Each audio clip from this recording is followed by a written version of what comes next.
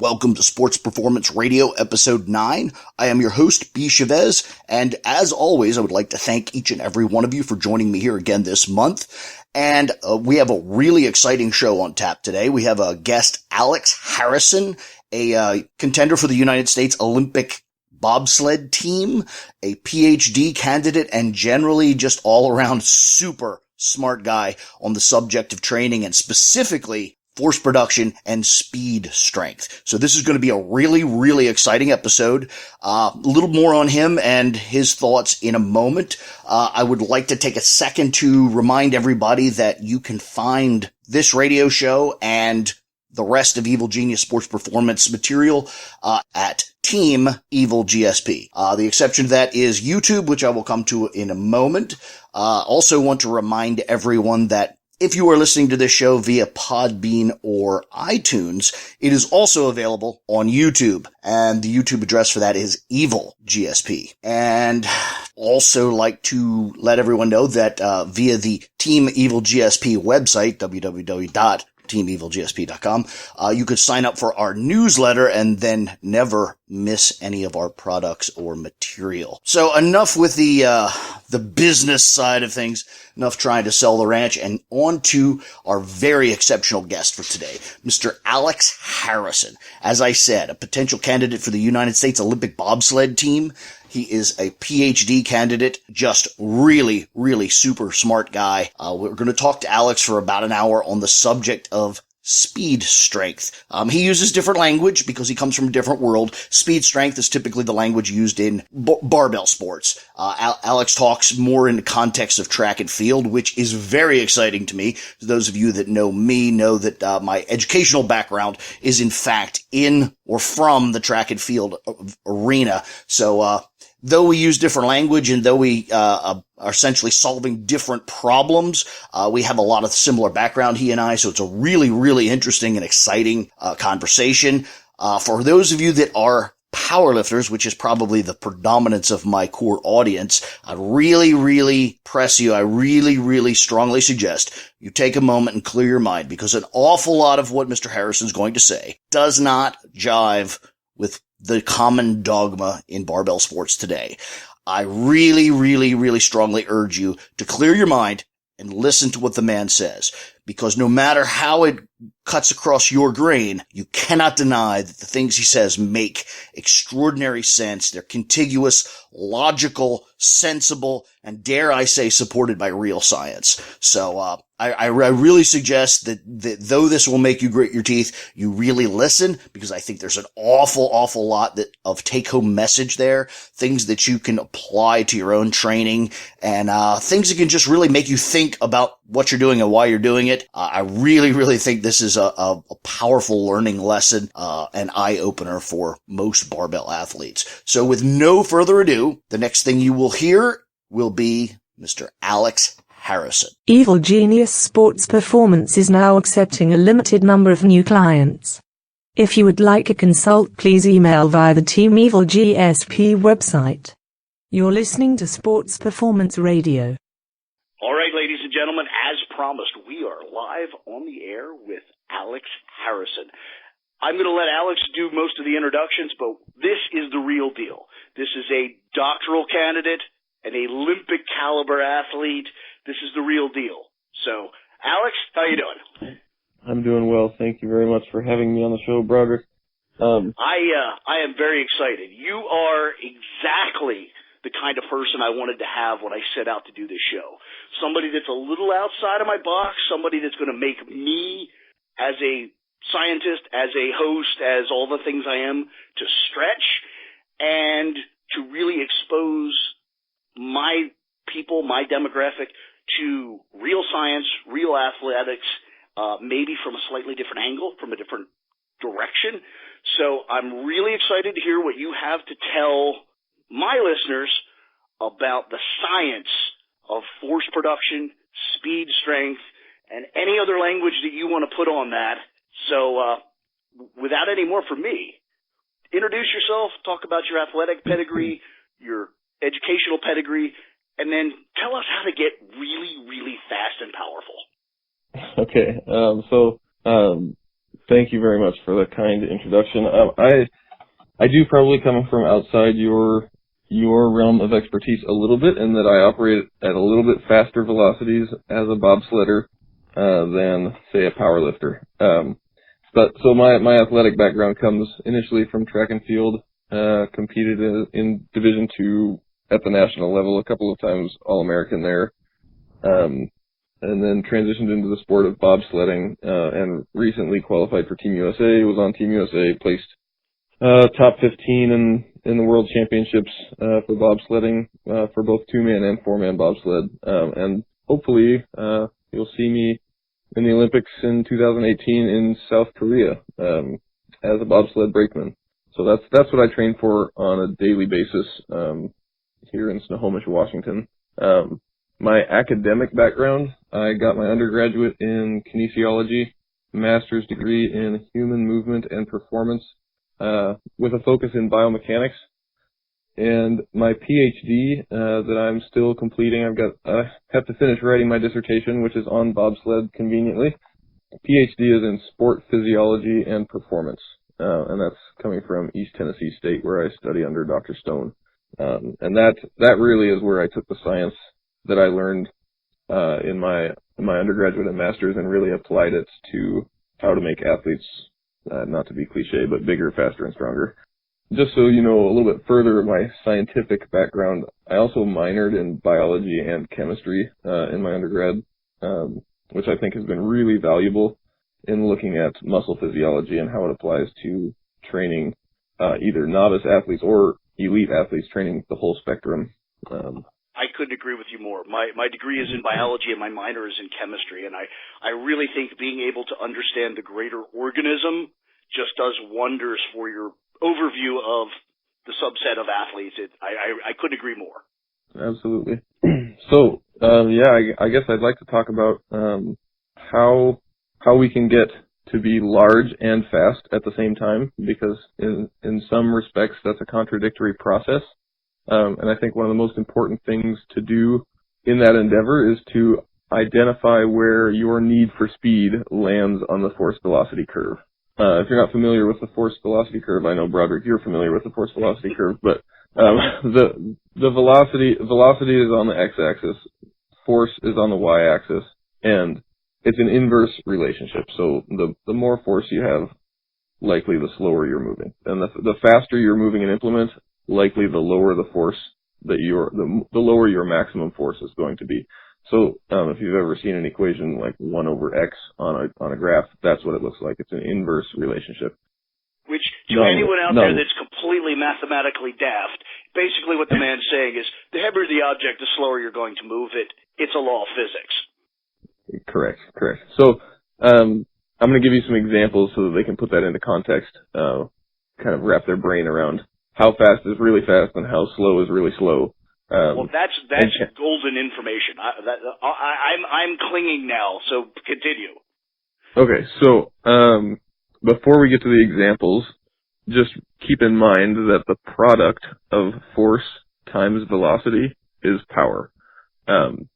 So if you were to take the value of velocity on the graph and the value of force on the graph and multiply them together, that is your power output. And it just so happens that in human muscles, their peak power is somewhere, it happens mathematically, because where force and velocity are both relatively high, that's where you get peak power. So something like a counter movement jump with some amount of load, some light load. So we'll get into the examples now. At the very fast end of the force velocity curve, you have things like throwing, and we're talking about the contraction speed of the muscle itself. That is the muscles that cause the rapid release of an implement, say a javelin, a baseball, a football, anything that you're throwing. The muscles that are at the distal end of the limb that is moving rapidly have a very high velocity of contraction at release. So that's about as fast as we can make muscles go under physiologic conditions. That's very light load. You use a kinematic sequence to create a whip-like action, and then you get very high velocity, very low force actions. So that's, that would be, as an example, that would be like the glutes in a long jump. yeah, so that's actually, we're going to get there. We're going to dissect down even into pretty small increments across this force velocity curve. So Okay. I would categorize throwing something very light as ultra fast or very, we'll just call it ultra fast for now. That's the extreme end of the force velocity curve. Very fast, something slightly slower than that. A very fast example would be, like you said, the muscle contraction during sprinting. We're still even faster than the glutes in the long jump. So the ground contacts in sprinting can be less than a tenth of a second of time spent on the ground. That means you've got half of a tenth of a second, so 5/100ths of a second spent in contact with the ground, absorbing the force, and then 5/100ths of a second propelling yourself off the ground, contracting the muscles in 5/100ths of a second, enough to propel a body off the ground. So we're talking very fast, relatively low force contractions as compared to something like powerlifting, which is on the far end of the spectrum. So moving slightly slower, things like jumping, aggressive plyometrics where it's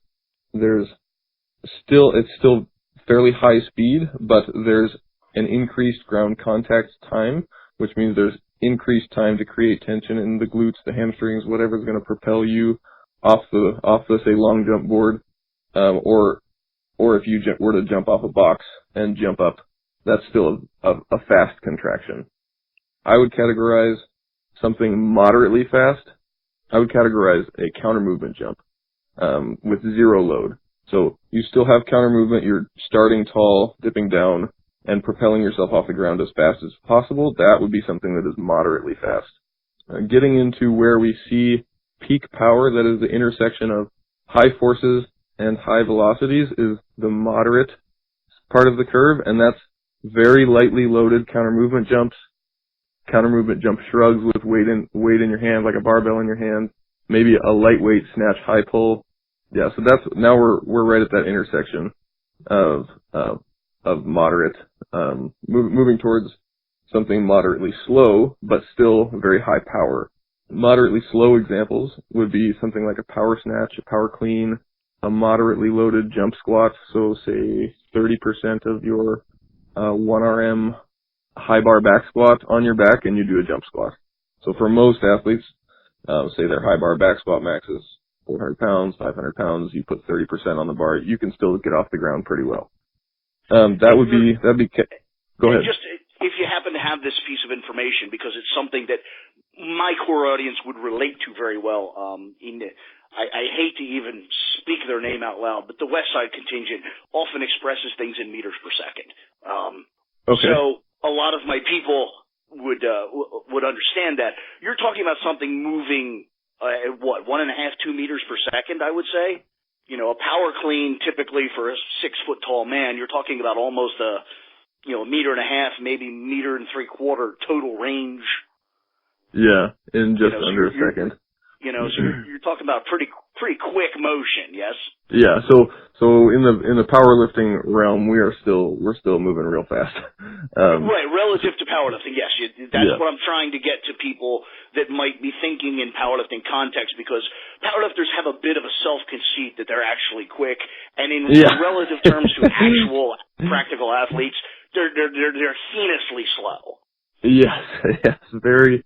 And I think you'll see that as I continue to break down the curve and see just how far slow that goes. And that's an important consideration when applying training, when applying this into a training plan.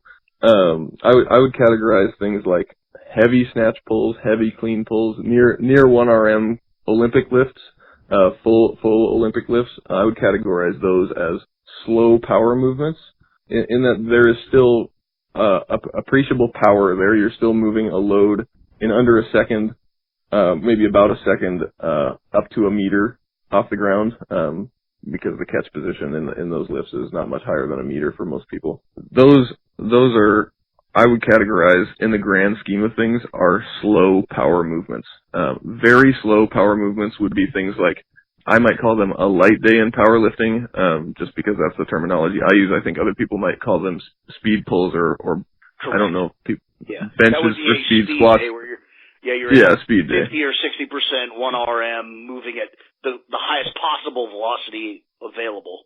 Yeah, and I think those days are critically important, and we'll get to that later. But I think obviously whenever you have a lighter weight, we call them light days in my gym, but whenever you have a lighter weight in your hand, it's important to be moving that weight as fast as you can possibly move it. Those I would consider the powerlifting light days, the speed days. Those are slow power events. That is relatively slow as compared to the fastest a human can contract muscles. Compare that to a throwing thing, and it's just off the charts slow. Because going back to the meters per second thing, throwing you can get up to close to 40 meters per second, and that just doesn't happen when you've got heavy loads in your hand. Moving to the very high force end of the powerlifting, or of the force velocity curve, you have the power lifts. This is near your 1 RM, and this includes some strongman events. I would say that most strongman events are closer to what I would consider very slow power, closer to your powerlifting light days, unless we're working up to a 1 RM in some event. From my perspective, coaches in the throwing world, that's the world that I come from in track and field, and in the bobsled world, the big mistake that they make is perpetually trying to train. Once they've identified where their need for speed lands on that curve, they perpetually try to train in that zone for 80 to 90% of their macro cycle, their annual plan. And so they spend no time doing general preparation, no time developing muscle mass, no time developing peak force capability, and they spend all their time in, say, for a bobsledder, our job is to push a 500-pound sled with 4 guys, so we're pushing a 100-pound sled in a zero friction environment. I would categorize that as moderately fast to fast. So that falls in line with aggressive plyometrics, because it's really a sprint. We move near the same speed as an Olympic sprinter because we're running downhill with a sled. And so my point is that you're not well advised to train perpetually in the zone that you compete in, because you'll get great results for about 12 weeks, and then you'll get no better results for the rest of time.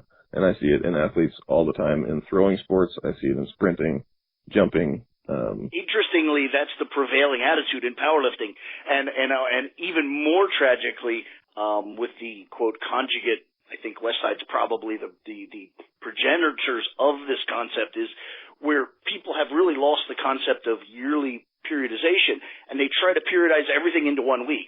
They try to be strong, fast, and powerful all within 1 week forever. Yeah, that's a shame. As a biologist, it's ludicrous to me.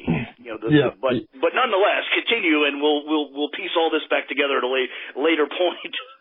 You can't. Yeah, you can't. You absolutely can't. You can't provide overload to any one system if you're trying to work all the systems at once. If you're trying to work muscular endurance and muscular strength and peak power, you're going to get about X good, and you're going to stay X good for the rest of your life.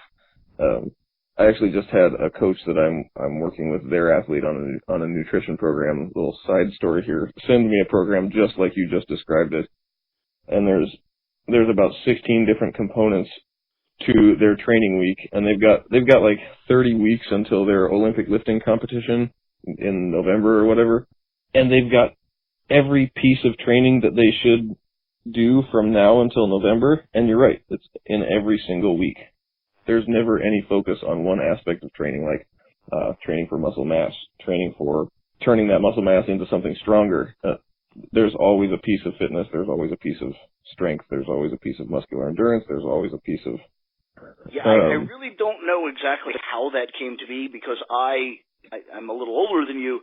I come from the world where periodization was the high science. It was a concept of develop a skill, master a skill, move on to the next most important skill, and then you arrive at your predetermined target. That's kind of been lost. Yeah, absolutely. Or quote, improved little reps prove. Yeah. I had and that is something I want you to highlight as you do your talk here is highlight, because I really believe that for specifically my core audience, but probably everybody, seems to not realize how lasting, or for that matter, transient, training effects are. You know, if you train for hypertrophy, that muscle doesn't go away the minute you stop doing that.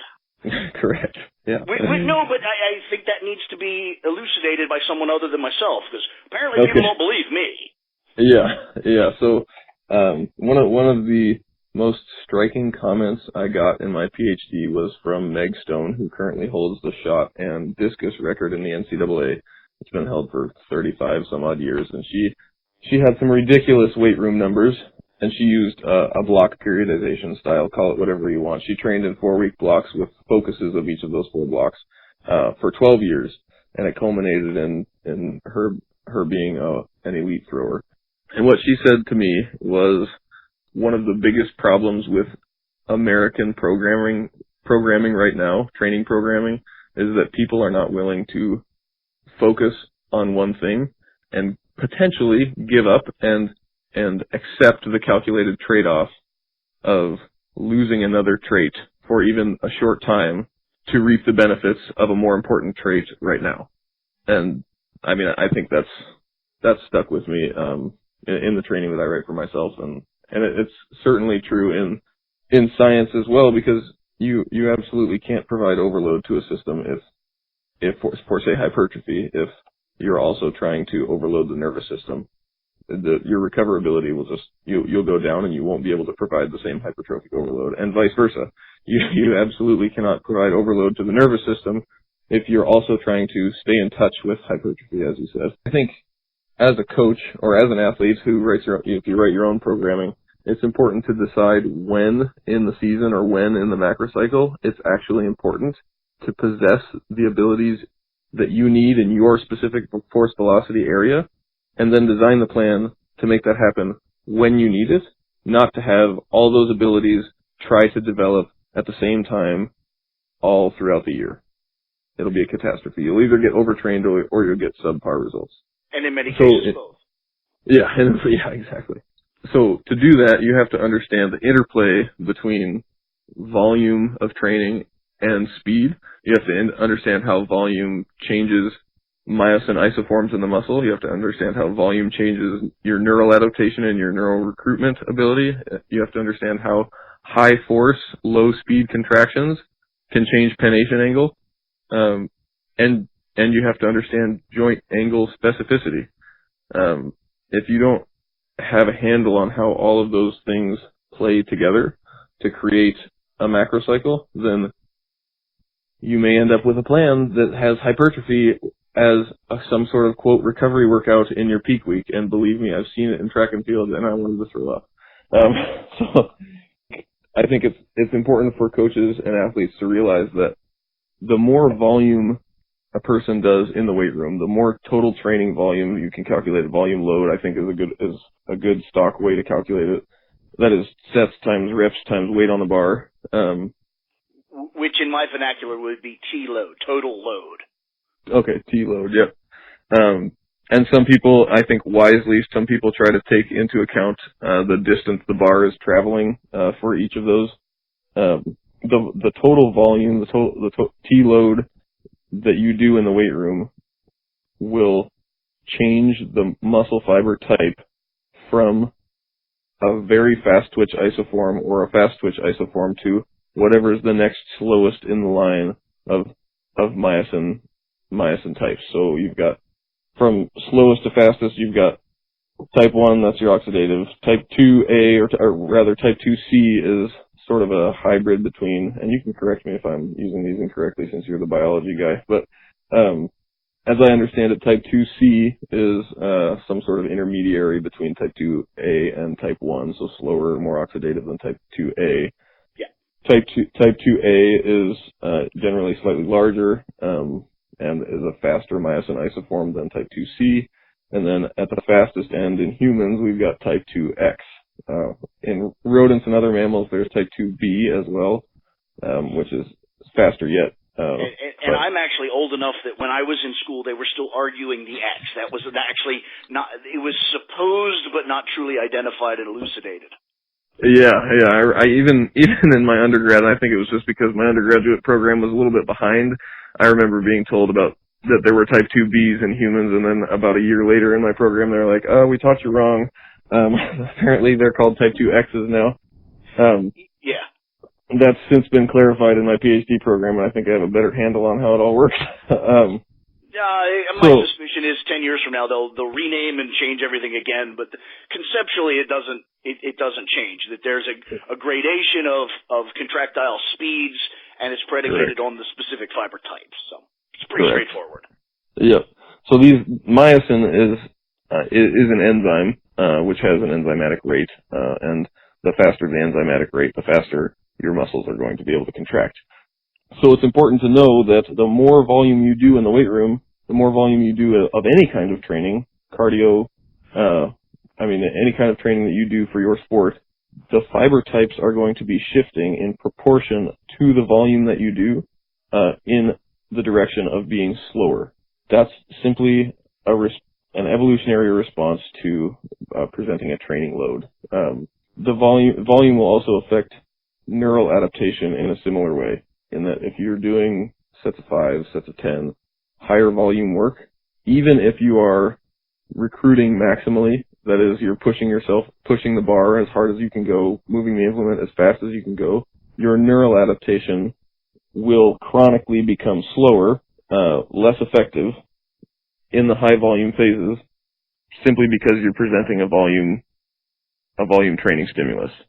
So at the end of a volume phase, you would never expect to be prepared to hit a 3RM, a 2RM, or a 1RM, something like that, or to throw an implement anywhere near your maximum. And there's been countless anecdotal and research verifications that post-volume phase, power is depressed. Part of that also has to do with pennation angle, which is almost completely unspoken in the world of powerlifting and honestly in barbell sports in general. And luckily in powerlifting it plays to your advantage, and in strongman it plays to your advantage. Bodybuilding it really doesn't matter. In Olympic lifting, I think the trade-off of training with the high forces, training with volume at times, the pennation angle trade-offs that might occur through strength training are not going to be detrimental in something like Olympic lifting. However, moving to something faster, like you said, a long jump or a discus throw or a shot put, absolutely, the changes in pennation angle that occur with high force training are something that need to be considered when applying high force training and high volume training to the macro cycle, because it's important to allow for those pennation angle changes. Let me tell you how it actually works. So with high strength training, pennation angle generally changes to a more oblique angle to allow for greater physiological cross-sectional area of the muscle. And what that means is you've got more muscle fibers pulling at one time to create a higher strength, a higher force contraction. Now, turning the muscle slightly oblique to the line of pull and getting the greater cross-sectional area is going to reduce contraction velocity. The movement of limb velocity downstream from that muscular contraction will be slower. And if you can think of a more clear-cut way to describe what I'm saying, I'm trying to think of a good example. It's very difficult, and interestingly, this is something that somebody whose mind I really respected, a man named Arthur Jones. He was responsible for Nautilus equipment and everything that's pretty much not athletic in the world of weight training.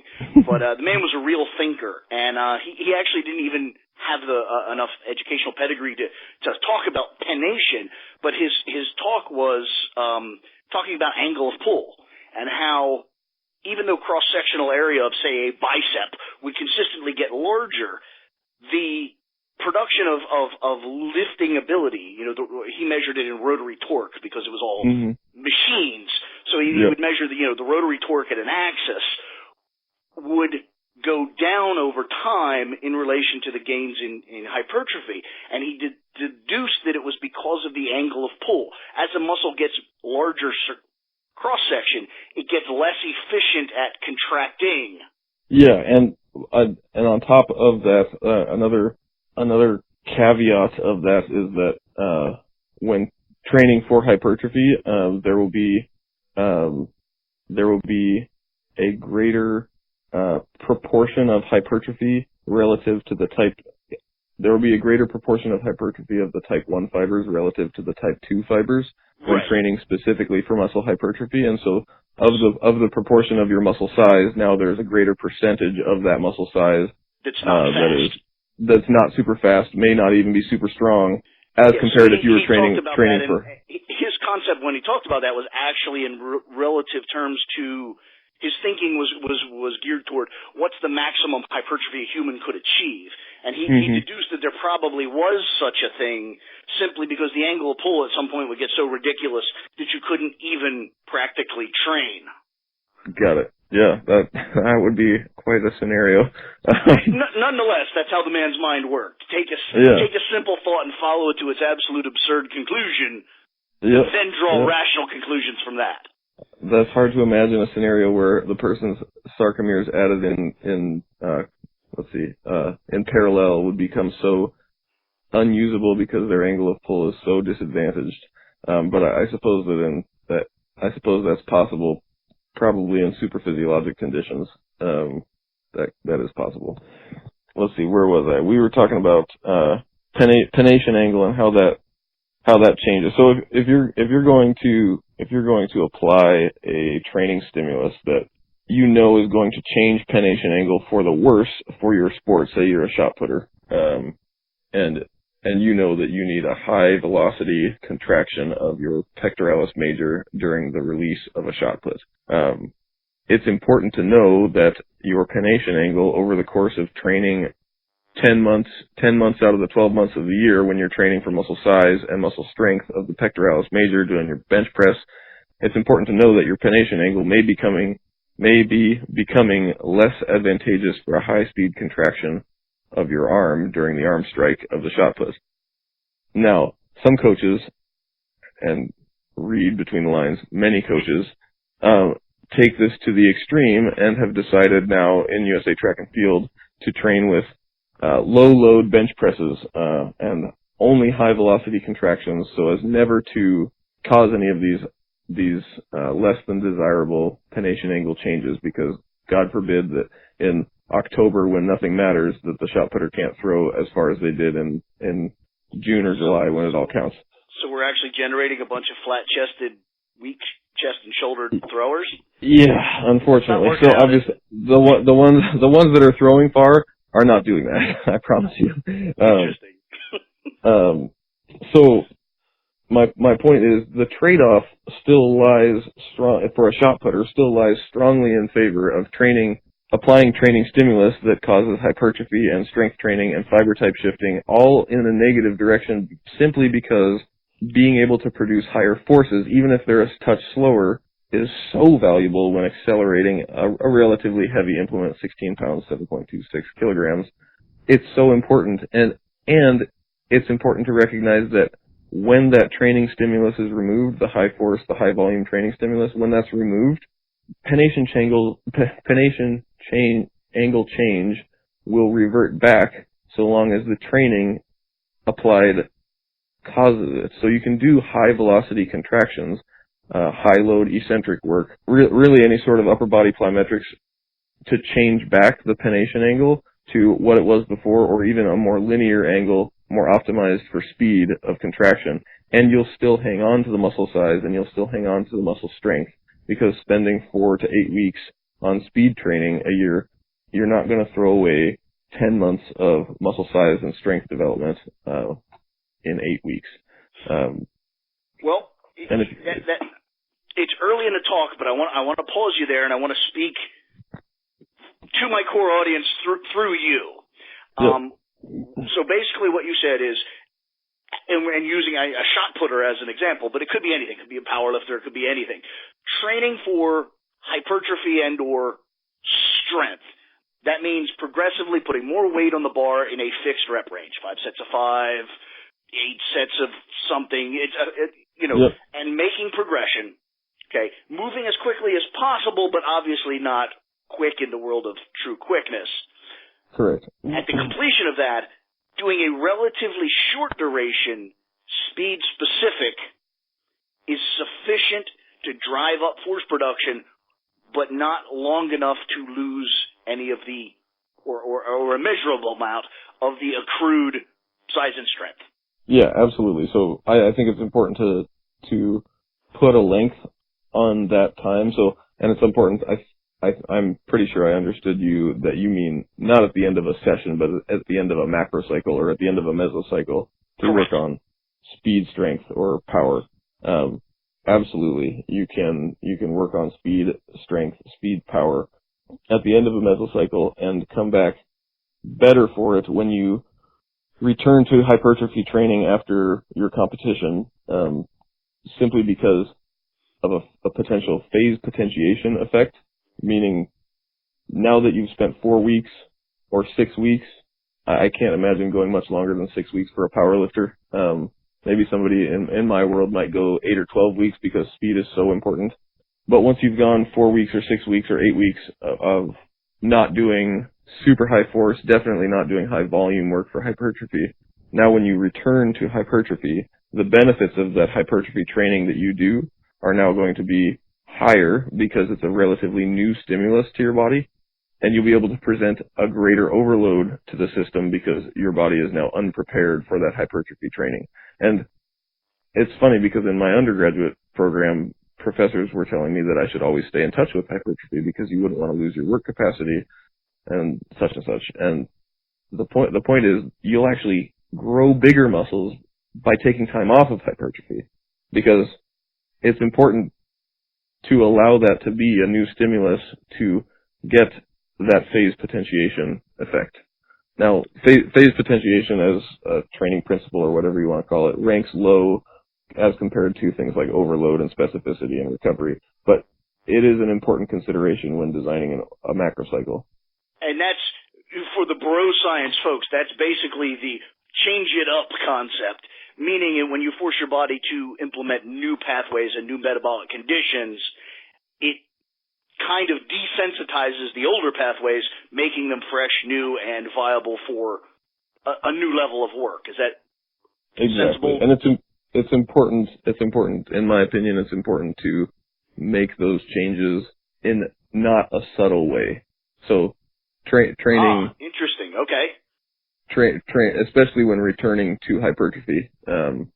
Training for speed and power before hypertrophy phase is a great way to do that because your volumes in a speed and power phase are by definition going to be low. Intensities are going to be off the charts.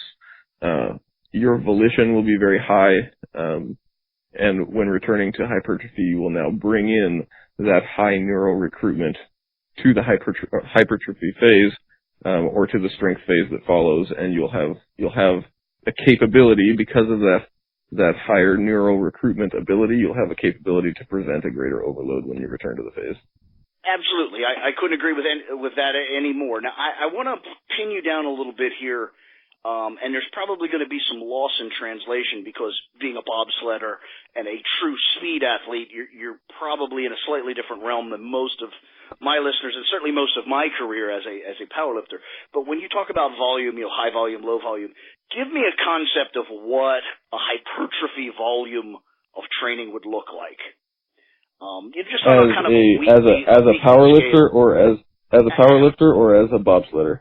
As a bobsledder, if you were in a true hypertrophy phase, how many times a week would you squat, and about what would it look like? Okay, so let's see. Just to give you some context so people know where I'm at in my training life cycle, I have been resistance training since I was 16, but I didn't know what leg training was until I was like 19. I'm 20, how old am I? Oh my gosh. 27 years old. Anyway, it's 2016. I started training on what I would consider a fairly well-programmed, periodized program when it was 2010. So I've got 6 years of pretty good periodized training under my belt. That said, when I do a hypertrophy program now, I tend to err on what I would consider fairly low volume hypertrophy, because I've accumulated a fairly large amount of muscle mass for my sport. And so it's not absolutely critical that I dig myself a physiological hole of pennation angle, recruitment, whatever, when I do hypertrophy. All that said, my most recent hypertrophy training program, I was training legs 4 days a week, 2 days squatting, 2 days pulling, and my squat volume, I think in the beginning of the phase, started at somewhere around 3 sets of 10 for back and front squats, and ended at the end of the phase at 6 sets of 10 back and front squats. So volume load, or T load of, I want to say 25,000, maybe 30,000 pounds. Interestingly, that's pretty textbook. I mean, if you read Vershansky's, and Prilipin's charts and that sort of thing, they talk about between 22 and 32,000 pounds per total load per session, and about 30 total repetitions as a target for a standard athlete in the core lift. So that's pretty straightforward. I buy all of that. Interestingly, now relative to powerlifting, that's pretty low. Yeah, and I would say if I were a strongman, a powerlifter, somebody for who muscle size and muscle strength was the critical component of their ability, especially somebody who needs to actually gain muscle, and they're not just worried about making body composition changes during a hypertrophy phase. Somebody who's seeking to gain an appreciable amount of muscle, I could see taking the T load up 50% from that, adding adding another lift and doing the same volume with it. So something like a back squat, front squat, lunge, or step up, or a different variation of a squat. Yeah, I could see going much higher if I were truly committing to hypertrophy. But I look back at that hypertrophy phase that I just did, and I think back what Meg Stone said, that she said that American programming we're afraid to focus on one thing and accept the trade-offs that come with that one thing, and really go for that one thing that we're targeting. And I think back to that. Did I do that? But I guess we'll find out when I try out for the national team in September. It's funny because I actually I was exposed to a very similar comment by an entirely different person on an entirely different subject, but it rings, and it makes me realize, like, I had kind of one of those moments like you had. Her remark that, we're not willing to suck up and deal with the consequences. Dr. Fred Hatfield, who was very influential on me, great mind in powerlifting, got most of his start from Mel Siff, who was a great American weightlifting coach. But anyway, his concept was very similarly, get over strong, no matter what your sport is. He said, in the off season, get 50% stronger than you need to be. Then, if some of it goes away, you're still strong. Yes. Get over strong. That I can't emphasize that enough. Just in the case that there's a team sport athlete listening to this, a thrower listening to this, there's no such thing as too strong. Absolutely not. There's a whole lot of there's such a thing. There's a whole lot of too weak. There is absolutely such a thing as too slow. There's such a thing as too stupid of programming to allow for speed to come back after strength training. There's such a thing as too big in some cases, in some sports. There's not such a thing as too strong. There's a whole host of stupid ways to get strong and potentially ruin performance in sports where weight classes are important, or accelerating your own body weight as an athlete is important. Assuming programming is not stupid and you're allowing for speed power adaptations to come at the right time, technical adaptations to come at the right time, there's no such thing as too strong. And I hear that from coaches all the time at the national level in bobsled, that you're too strong. And I'm like, you are outside your mind. You don't understand don't understand physics, apparently. Yeah, exactly. That's like, our job is to accelerate an object. To accelerate an object, you have to have force. Force is strength. And I try to explain that to people, that you can continue to get stronger through neural adaptations, through intelligent training programming. You can continue to get stronger without necessarily adding size or without necessarily compromising speed. Yes, it takes a long time. It takes a lot longer to get strong. For a sport that requires speed, it takes a lot longer to get strong in an intelligent way than it would if your sport didn't require any speed at all. Then we can just hammer volume and then hammer neural adaptations and not worry about pennation angle, not worry about myosin type changes. Yeah, okay, I can step off the podium now, or off the soapbox. No, I agree with you entirely. I remember specifically Dr. Fred Hatfield saying that the stronger you are, the more time you can spend on technical skill and absolutely neurological recruitment, basically getting faster. Yep. To him, it was essentially a concept of money in the bank. If I get strong now, I don't have to worry about that when it's time to get fast. Yeah, absolutely. That's beautiful. It seemed very simple and streamlined in my mind. Now, I do have a whole bunch of questions, and I don't know where they fit in relative terms to what more you have to say. So I'm just going to fire them out there and let you sort through them as needed. My first question is speed, in my mind, this is kind of a question by way of statement, is largely a genetic issue. It's only moderately adaptable within the individual. So my question is, in the world of powerlifting, where people, relatively speaking, aren't particularly athletic, I'm a great example of that, is that powerlifting is essentially the only thing that could qualify as a, quote, sport that I could ever do. Just uncoordinated, slow, just very unathletic. My question is, for even someone such as myself, how malleable is speed? How much of it could I rationally achieve? I think that speed, I think it's important for people to understand that speed is as much about what you don't do as what you do. Adaptations that happen to training, in most cases, are actually, they compromise physiological speed, the speed at which your muscle contracts. So any volume of training at all applied to a body is going to cause myosin isoform conversion to a slower isoform. Now, there's no situation in sport where speed of movement, speed of contraction is the only thing that matters.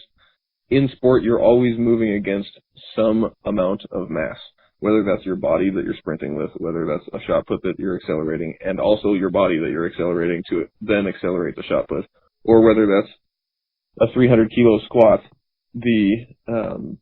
When considering speed, you always have to take into account what mass are we moving for speed.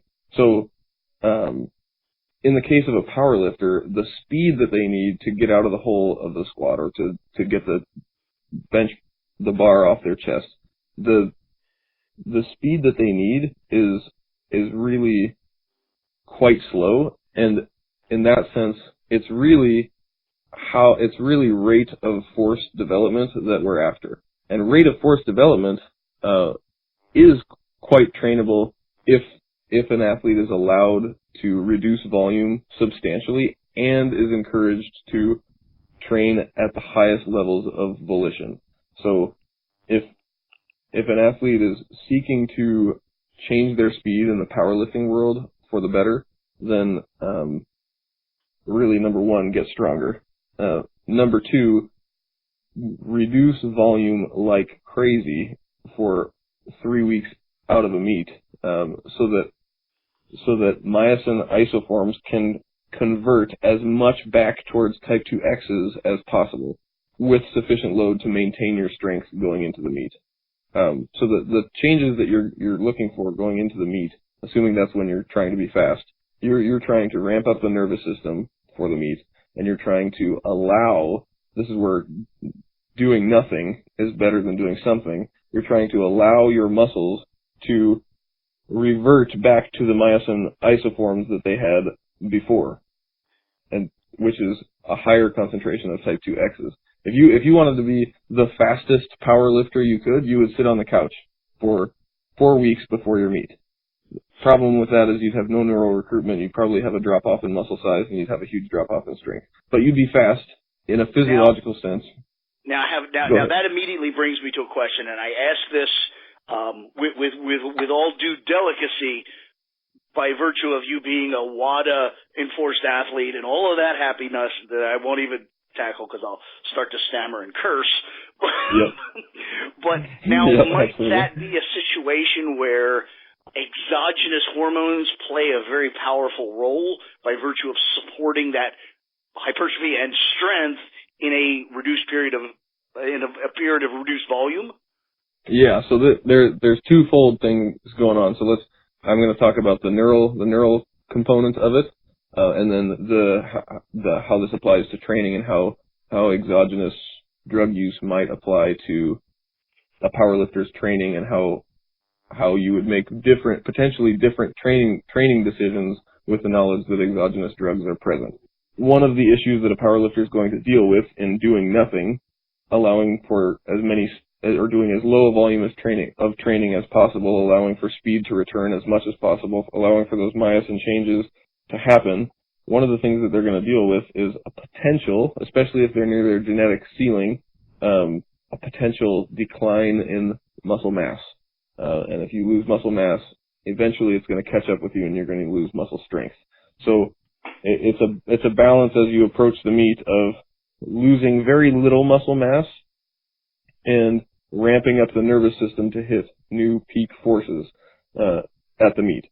It's the longer you stay in a very reduced volume training environment, the greater the chances are for reduced muscle mass. But also the greater the chances are for higher speed and potentially higher peak forces if the muscle mass doesn't fall off the table. That's where the exogenous drugs can come in.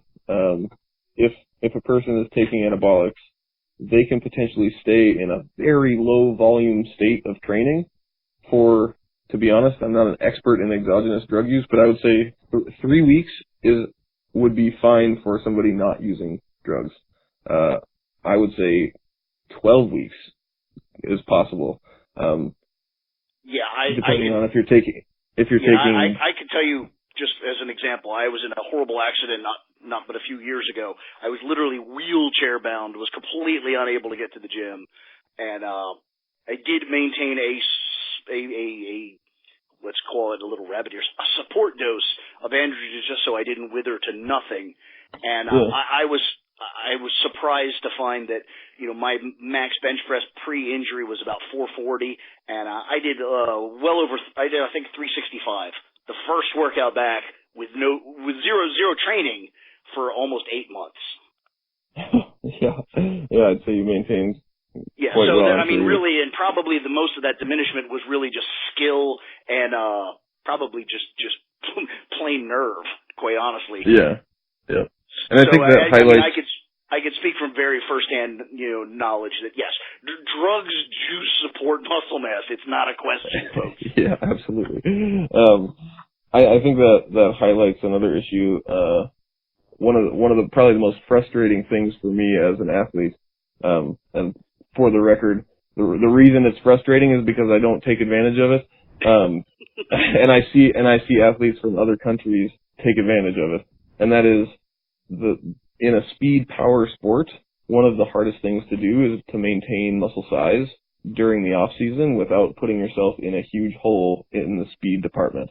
And you can get away with so much more just sticking into your force velocity range that you operate in if you're on drugs, because they'll hold on to all your muscle mass for you. You never have to train hypertrophy, and you get to come into the season not in any sort of physiological hole with all the muscle mass and all the speed. And they basically eliminate the need for long general prep phases for speed power athletes. I would say for probably all athletes, but yeah, I buy that entirely. Absolutely. In the realm of questions that I just not random questions, but just questions maybe not necessarily ideally targeted to the moment in the conversation. So hypertrophy is relatively a long-lasting trait once developed. and I'll lump strength along with that. It's relatively long-lasting, even in a drugless environment, in a, quote, natural environment, although I hate to call weight training of any kind natural because it isn't. Creatures in the wild do not lift weights. Make that argument all the time, and people just look at me rather odd. But my question is, how transient is the actual speed? Like if they say a power lifter broke into, a period of very high force production, reduced load, reduced volume, maximum volition, maximum, quote, bar speed, and even, let's say, a layer of plyometrics, some depth jumps or something.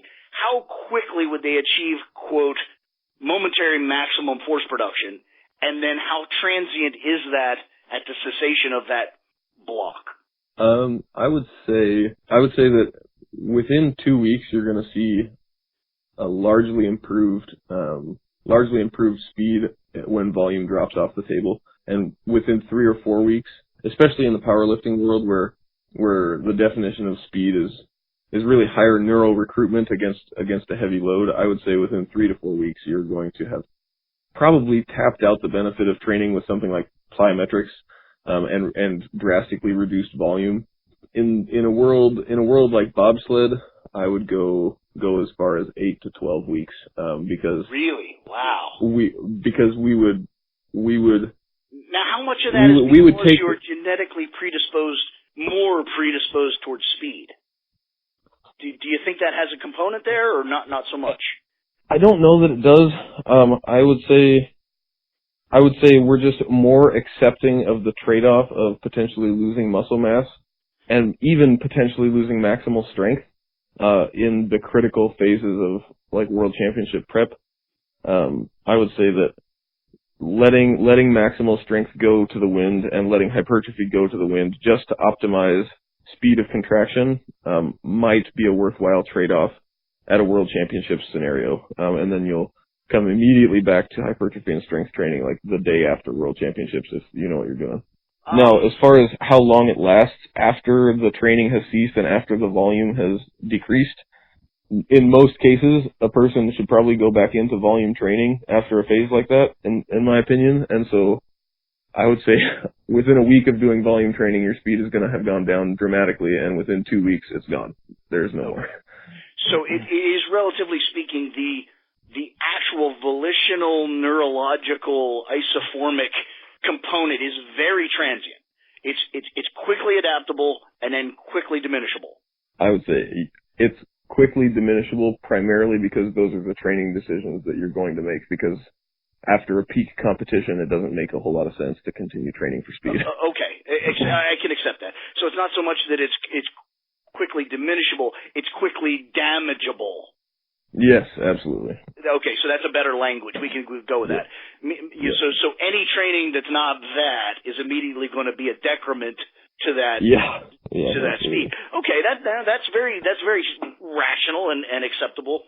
What I'm speaking between the lines, kind of past you to my core audience, who are mostly strength athletes, mostly powerlifters and strongmen, and basically what this is sounding like is that true contest preparatory window for a powerlifter is pretty small. It's pretty short. I mean, you're telling me that probably something on the order of 6 weeks, you're going to get about as fast as you could possibly be relative to the loads lifted. Yeah, and I would say that potentially that could get longer if drugs are at play, because you don't have to worry about the trade-off of potentially losing muscle mass. Agreed. So a natural powerlifter probably could prep for something in 4 to 6 weeks, and a drug-using athlete probably, you're still only talking 10 to 12. Yeah, I would agree. And that ironically fits rather classically with the Eddie Cohn, Fred Hadfield kind of, USPF powerlifting periodized models with basically 10-week contest preps with strategically diminished volume. That's good to know. Good to know. And strategically elevated, load on a bar. So that's kind of validating what's basically already been elucidated by practical application. Awesome. That's good to hear that the speed power world that I come from is in line with the the strength speed world that you're in. Well, it's probably really the other way around. I mean, powerlifting's always been maybe not as voodoo-ridden as bodybuilding, but probably a considerably less scientific endeavor than track and field type sports. Basically, my concept on that being, a prodigy of University of Arizona and a relatively big budget, my thinking on that is whatever's worth more is probably more science-rich. Follow the money. You would think, and I would say, yeah, you're probably right. But I wouldn't put track and field too high on a pedestal. Yeah, I have the highest level certification offered by USA Track and Field in throwing, the USA Track and Field Level 3 certification. And it was from the horse's mouth at that certification that we should be, training with, basically ignoring the general prep phase and the development of muscle mass because we wouldn't want to sacrifice speed at any time during the year. And it was really, really disappointing to go to that and know that their recommendations clashed so hard with what I was learning in my doctoral education, which I trust to a much greater degree because, there's just a whole host of reasons for that. But Dr. Stone and Meg Phil. Science is science is science. It's just wacky. Yeah. Anyway, there's a reason. You perform a test and then you write it down somewhere. Yeah, and you can learn from 50,000 other scientists' tests by reading their articles, but but not interesting. That's interesting. Now, I do have some powerlifting specific questions, and I want you to just answer. For instance, these kind of training programs where we've got quote speed days. What's your thoughts on that? Is in a quote off season, accruing strength, maybe not necessarily hypertrophy, because most powerlifters are probably bigger than they need to be really, and I mean that both in terms of muscle mass and fat mass. But I'll be kind. This idea where in the midst of an quote off season, you've got guys pulling almost insignificant loads, doing deadlifts with 50% of their max at high velocity. Do you think that's appropriate or relevant or no? necessary? And I've often wondered the same thing. So I would still program what I would call light days, but my version of a light day is 10 to 15% less than your working day earlier in the week, not 25 to 40%. And I have now that's really predicated just on accrued fatigue. That's not really exactly because of some magic. The load is reduced so something magic happens. It's just on the third squat day of the week, you're fucking tired. Yeah, exactly. And I just want to make sure we're on the same page, and I apologize for swearing. I know that you're a kinder, gentler soul than I. And I get it. It's just hard for me. I'm working hard at this, brother. That's okay. But I would say that reduction as the week goes on is really just relevant to fatigue and total training repercussions. Yes. Yes, it's exactly. It's for fatigue management, and it's for still presenting a load to the body that it could be hypertrophic, it could be strength related, but it's about managing fatigue, and it is an opportunity to work on technique as well, because if you're going to try to, you couldn't possibly work on optimal technique while performing a working load again the second or third time a week if you really pushed yourself in the first time of the week. So it's an opportunity to work on appropriate technique at potentially a slightly higher velocity, but we're not dipping down into any sort of what I would call speed or power training. You should always be moving the bar with maximum volition, but that doesn't mean that you should reduce the bar load by 30 or 40 or 50% to work on speed 6 months out of a competition because you're wasting your time. Yes, I personally, and this talk isn't meant to be my thoughts personally, but it seems relevant here. My thoughts personally is a strength, rabbit ear strength athlete, which in my mind, powerlifters really are the strength athlete. Yes, Olympic absolutely. lifters, they want to call themselves strength athletes, but it's really more about speed and technique. Really the only people that really demonstrate the strength potential of the human genome is in my mind, powerlifters. Yep. And I don't think there's ever an appropriate time to be training with 50% max. It's just, that's almost too light for bodybuilding. Yeah. So if you're, I'm trying to think of a time where during a macro cycle I can find a rationale just to play devil's advocate, but I'm struggling to think of a time. Maybe post-injury. Post injury. Yeah. Just had knee surgery. That might, okay. Yeah. But I mean, 50% load is really not. 50% load is you'd be hard pressed to get hypertrophy from it unless you were training with absurd volumes. Yeah, I was just going to say I could literally do. Let me just do the math real quick. Right now, my max squat's about 700. At 350, I could literally do 40 repetitions. I was going to say 30, 35. Yeah, 30 plus, probably 40 if I really ground my teeth. Like, that's not relevant to powerlifting, ever. Yeah. And this idea of, well, I'll do 20 singles as quick as I can, that's even dumber. Why don't you just get up and down from a chair? Why don't you just sit in a dinner chair and jump up and down or something? Especially if you are a weight class athlete. Presenting that kind of ridiculous volume load at such a low weight is just promoting unequal hypertrophy between type 1 and type 2 fibers, and the more type 1 hypertrophy you get means the more you're filling out your weight class with less than specific muscle fiber for what you're competing in. I absolutely, and that's a technical way to say what I've been saying for a very long time is, most of what powerlifters are doing presently is literally the worst possible thing they could be doing. They're making themselves bigger and slower in an attempt to get fast. You're absolutely right.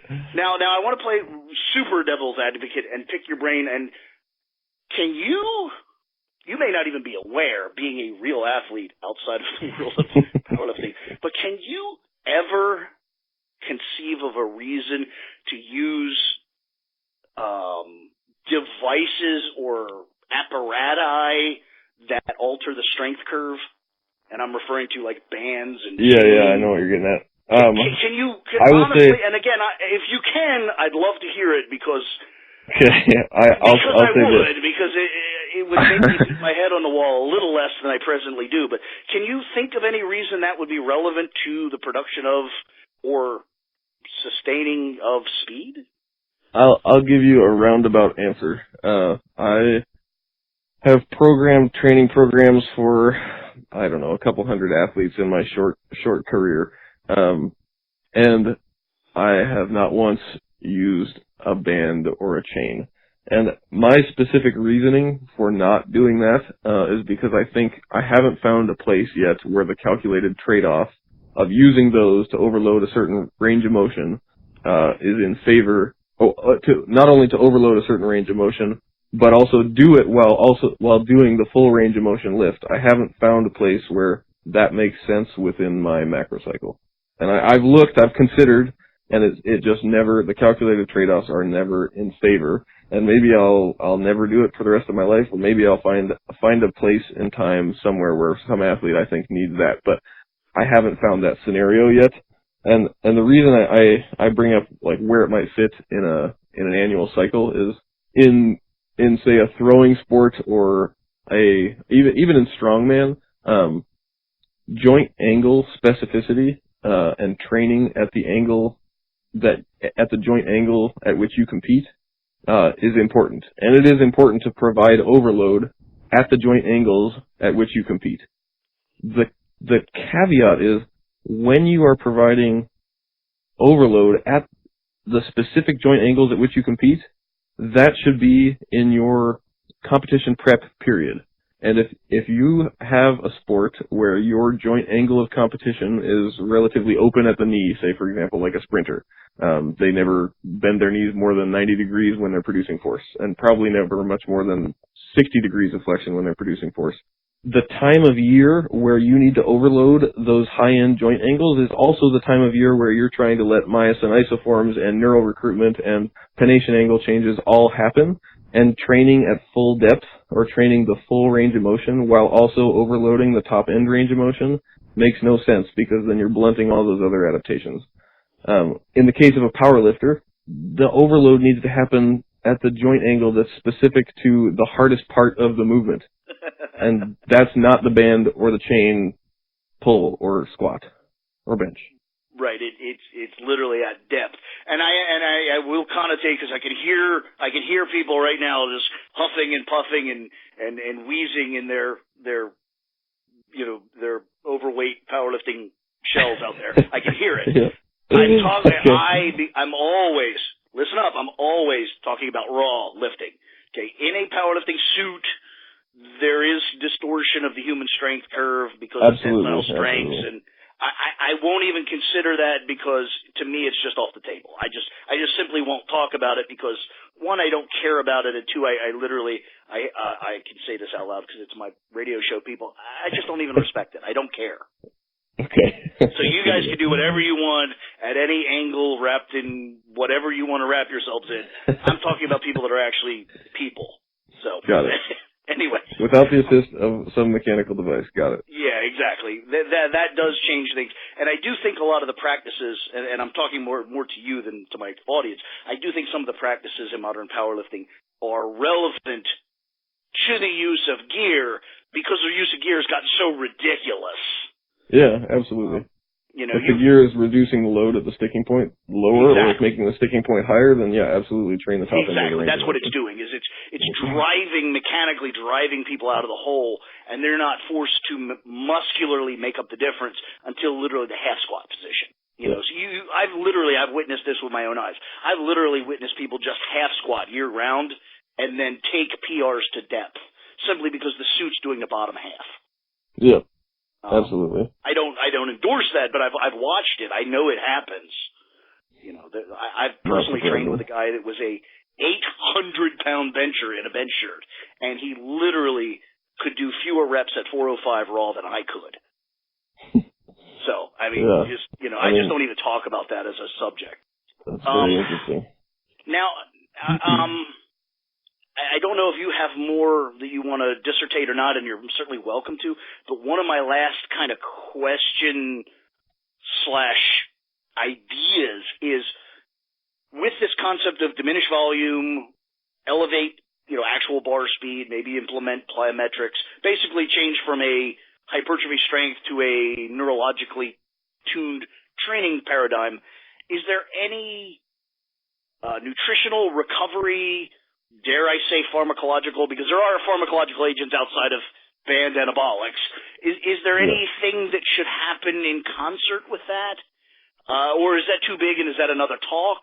Nutritionally, I would say, obviously when you're in a phase of reduced volume, you've got, regardless of anabolics or not, you've got reduced potential for muscle retention, and so it's important to make sure your protein is up near, I guess it would be close to 2 to 2.1 grams per kilo of protein per day, just simply because you would want a reduced chance for catabolism to happen during the high intensity, low volume training phases. Interesting you picked that number, but that's cool. I'm good with that. I would say carbohydrate content, unless you want to get fat, should probably go down in the low volume training phases. Obviously important for neurological drive. But if you're doing singles all day, your overall glycogen use is pretty low as compared to if you're doing hypertrophy training. So, real simple, carbs should probably go down. Fat content of the diet should probably go up a bit, just to make up the calories that aren't there because of the carbs. Interesting. Personally, I wouldn't even modulate that, but that's interesting that you would say that. I tend to discount the glycotic impact of training with a barbell. When I think of glycotic, load, I'm thinking of running, of cardiovascular involvement. I wonder, and you can refute me at any point. I just wonder, even the hardest barbell workout, is that really particularly glycotic? Is that really burning a lot of carbohydrates?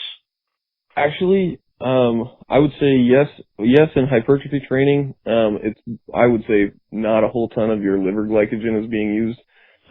But yes, I think there's pretty clear literature on glycogen depletion during high volume, moderate to high load resistance training.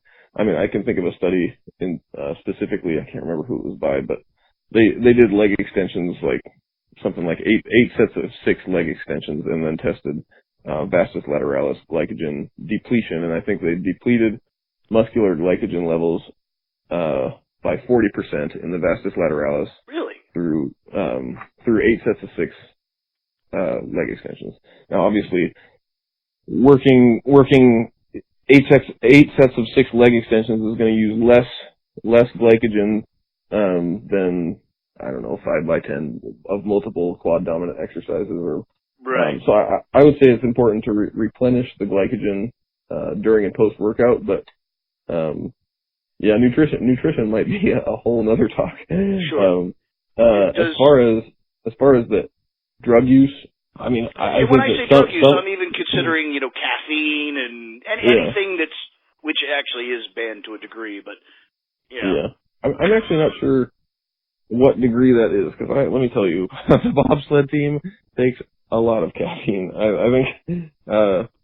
I think they test some amount. Yeah, there is a millimole content somewhere that is a faux pas, but it's pretty hard to do. Strangely, it only shows up in 100-meter running and hippodrome cyclists are the only. If you look at the annual failures, they're the only people failing for caffeine. I wonder. It makes me wonder how much they're taking.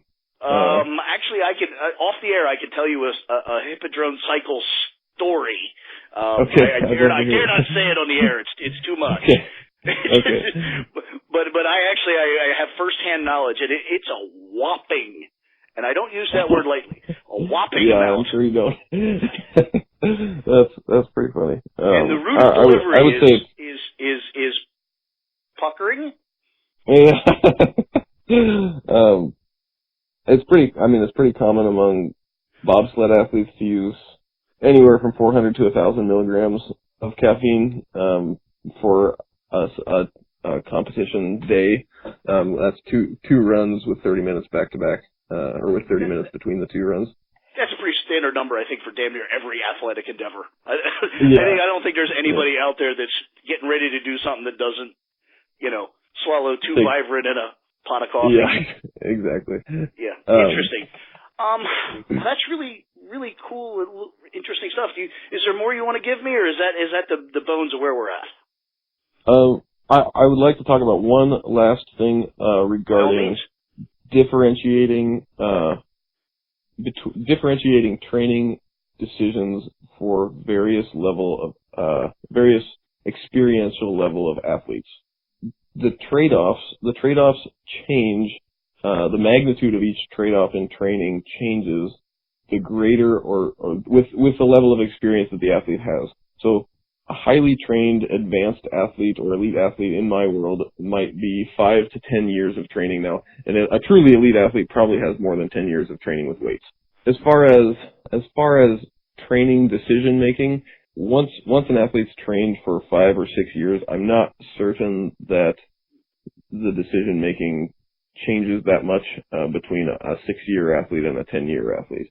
For example, an athlete who's trained for 6 years or 10 years with weights is going to have a baseline level of strength and is going to have a maximum amount of muscle that they've developed over the course of their career. And it's probably going to be pretty appreciable if they've been training on an intelligent training program. That said, and you hinted at it earlier, that these characteristics, hypertrophy and strength, are not highly transient characteristics. They don't diminish. They don't diminish really rapidly. So for a highly trained subject, a highly trained athlete, you're going to be able to train for speed and withhold hypertrophy training, withhold like peak maximal strength training for longer than you should for a lesser trained athlete. So like I might call a young training age athlete somebody with 2 or 3 years weight training experience who's competing in powerlifting. They're not going to be very good, obviously. But my point is the trade-off may lie in not training for speed at all in powerlifting when you've got somebody who's only been training for 2-3 years. In my opinion, so contradictory to the common dogma of today. I happen to agree with you, but that's incredibly counterculture to the moment. And it's counterculture, unfortunately, to to youth training. That's what I do as a business. I don't think I even mentioned that at the onset of this, but I run a business in Washington, and we train young athletes. We train athletes who've never touched weights before, and all of our competitors, and we live just outside a really affluent area, and there's a lot of competitors who sell the bells and whistles training, the bands, the hurdles, the chains, the this and that, the newest thing you see in whatever stupid catalog you get in the mail as a fitness professional. Yeah, speed shoots, whatever stupid garbage is out there. And that's what they market and that's what they sell. And it's a shame because the only people that should ever consider using anything that is even close to gimmicky is somebody who's spent 5 or 6 years in a weight room just going up and down with a barbell. Agreed. So somebody who's overstrong. Overstrong, yeah. Once you have developed a baseline level of strength, and I'm not talking about NSCA baseline level of strength where you can squat 1 or 1.5 times your body weight. Like, that's not strong. That's like you are now allowed to squat without supervision. In my world, agreed. Yeah, that you're right. I think a base for an athlete, a baseline level of strength would be a double body weight squat. Once you have a baseline level of strength, then we can start talking about a little bit more fancy programming where we might get away from some strength training, do some plyometrics, take a little extra recovery, try to optimize neural drive and speed and all this and that. The trouble is that's not what sells to anybody.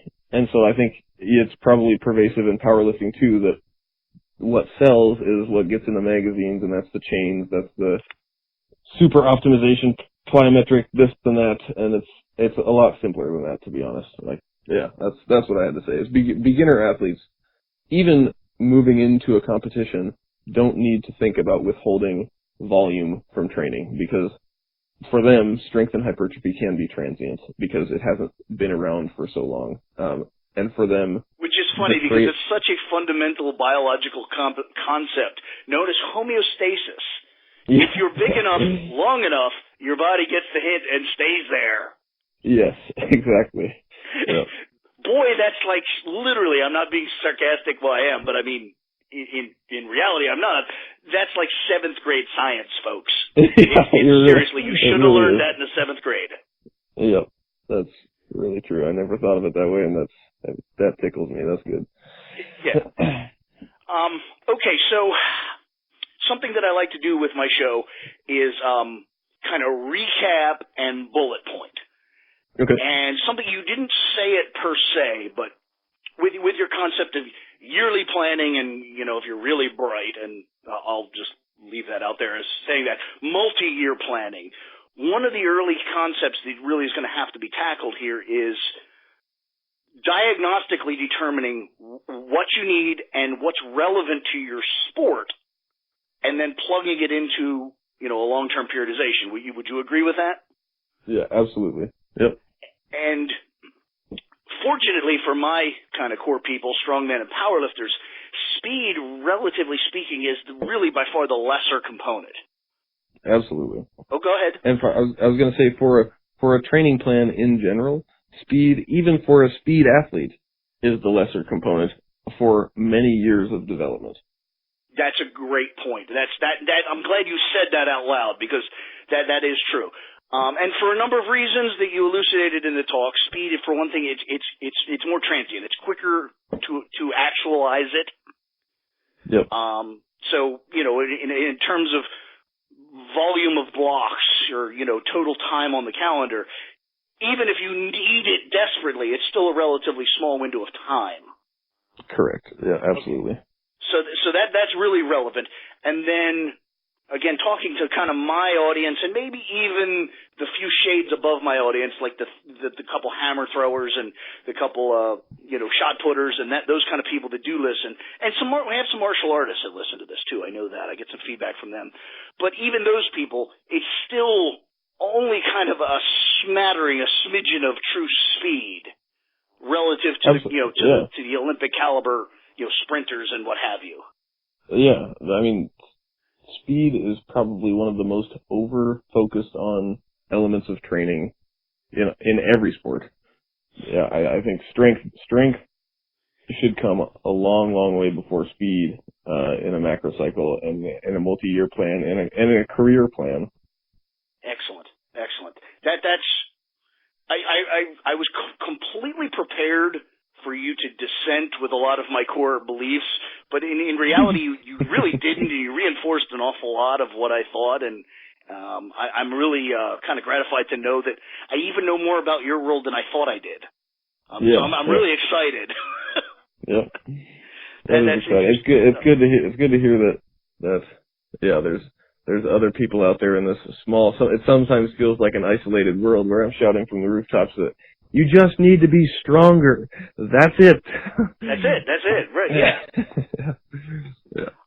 Now I do have one kind of powerlifting specific question that I want you to tackle, if you can, and if you will. Okay.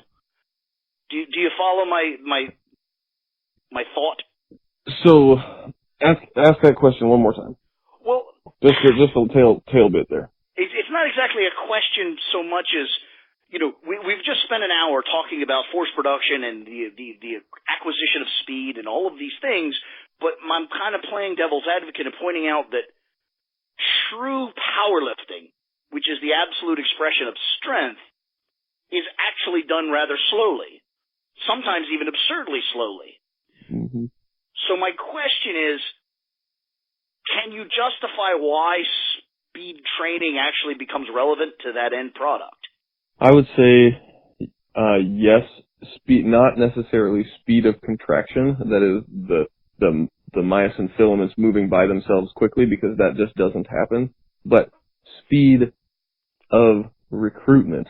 So in NSCA terms, that's rate of force development. Your ability to achieve a maximum force quickly, that is important, because achieving a maximum force quickly allows for a slightly greater acceleration of the bar that might move it through a critical moment of the lift at a slightly higher velocity to get it actually through that critical moment of the lift and become a successful lift.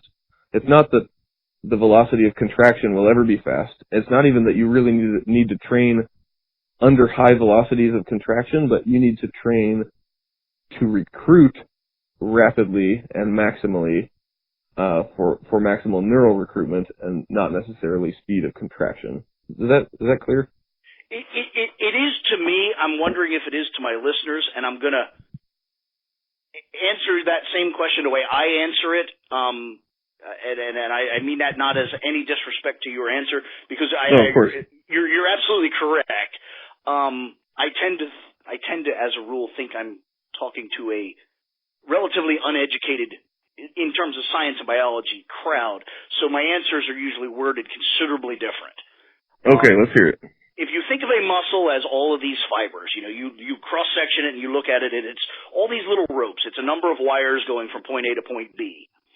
This maximum initiation talk, this maximum recruitment talk, is the concept of getting voltage through as many of those wires instantaneously as possible. Yep. Yes. It's sending voltage through the maximum amount of wires, sending the message the most number of times, as it were. Yep. Yeah. Right. It's not so much that the message arrives quickly; it's that the message arrives in mass. Yeah, and it's not that the wires all move quickly either. It's that they all move in concert. In concert and with early onset initiation. I don't know how else to say it. Exactly. That was something Dr. Fred Hadfield impressed upon me, is no matter how fast, no matter how slow, you only have a certain window to complete the task before enzymatic pathways or whatever breaks down. So the quicker you can initiate the action, the more likely you are to get to the finish line inside of your time frame. Yep, absolutely. So, okay, that was kind of a roundabout way to get to that final point, that even though powerlifting is really a damn slow sport, it ultimately comes down to doing it as quickly as humanly possible, which is ultimately speed. True. So it's interesting stuff, and I love talking to people on the kind of the other side of the wheel as it spins. I really do find that entertaining. Yeah, this has been fun stretching outside my box as well.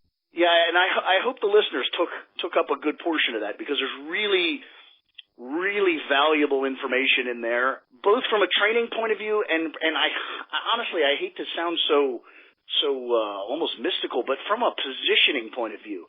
Powerlifters really need to get off of their horse and realize that they're not fast, they're not athletic, and appropriately so, they don't need to be.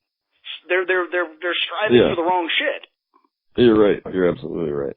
So that I really hope that some of that came through there in a sciencey way that people can absorb. That's really good stuff.